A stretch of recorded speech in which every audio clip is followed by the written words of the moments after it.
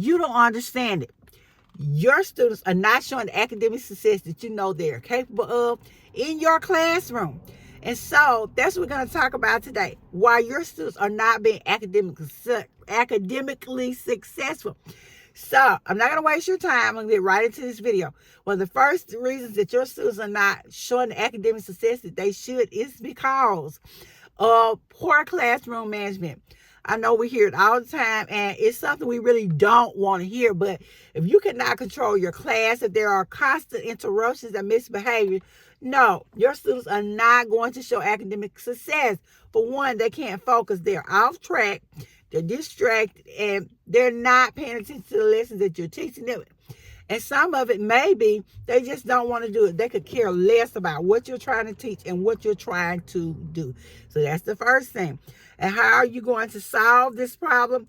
You're going to solve this problem by implementing some clear, understandable, reasonable classroom rules. And you're going to enforce those rules. You're going to enforce them to the fullest extent of the how. Your students need some consistency. They also need to know their consequences to their behavior. As crazy as it may sound, our students actually do want us to discipline them. They actually do want us to give them some structure. So regardless of what they say they want, we know that students do better when there is some consistency and when there are rules that are clear and well defined. Another reason that your students may not be showing the academic success that you need them to is because there's a lack of clear learning goals. When we're writing our lesson plans, we have to focus on what our goal is, so basically what we want the end result to be.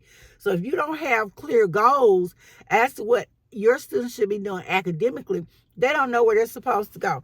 And this is another time when those talks come in about what your students should be doing, what their goals are, and how they're going to reach them, and how do they feel about them. So this is a time when your students need to know where you need them to go. They need to know what they have to do to get there. And so you're going to start each lesson with a clear objective.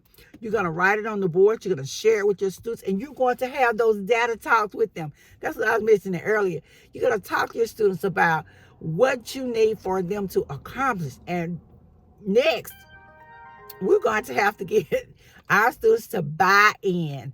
They have to buy into what we are teaching. They have to understand the importance of them being successful academically. They need to understand how they can be successful academically. And we need to get them, and not just them, but we also need to get our parents involved too. I have had students to tell me, it doesn't matter. It just doesn't matter. My mom told me I don't have to pass this. My mom told me I don't have to do this. My mom told me I don't have to do that. Well, we need to get mom to understand that it is vital for her child to do well on their test. We want her to understand that what they're doing now does affect them later in life, and it is important. So we have to get our students to buy into what we are telling them. And that can be one of the reasons your students are not showing the academic success that they should, is because there's no buy-in. They have not bought into what you're telling them. Their parents have not bought in. And so we want to make sure that not only do our students buy in, but our parents and the community too. It is very important that everyone knows why our students need to be successful academically. This one I hate to say, but sometimes there's a failure of instruction. Sometimes it is you. Sometimes you are the problem. You are not instructing your students on the level that you should be. You're not increasing the rigor. And so your students are doing just enough to get by, and it's affecting them academically. You're not seeing the difference. Also, we need to make sure that we are differentiating instruction. Not everyone learns the same. We have to make sure we're trying to reach our students on every level that we can. We need to be doing something for our auditory learners. We need to be doing something for our visual learners. We need to be doing something for our tactile and kinesthetic learners. We have to differentiate that instruction, and so that our kids would do better. We need to offer them other ways of learning. Maybe they do better with a peer. Maybe they do better in groups.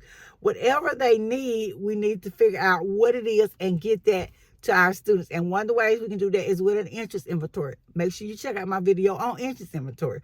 Make sure you check out my video on data talks. All this will be linked in the descriptions below, but these are key parts of making sure our students show some academic growth and success. Now, over the years, it has been my experience that this is a very vital key to our students' success. It's our teacher expectations. Our students are going to rise or fall to the level of our expectations. They're going to do just what we expect them to do. If we don't expect them to do well, they're not going to do well. If we don't push them, give them encouragement, talk to them, then they're not going to do. Our students don't care what we know until they know we care.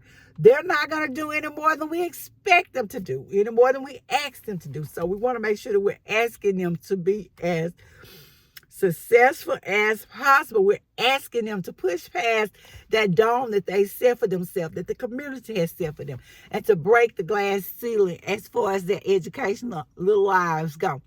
So this has been LaWanda Shields with 2 Cute Classrooms, talking to us today about why your students are not showing academic success and what you can do to fix it. I thank you guys so much for listening, and I will see you in the next video. Peace.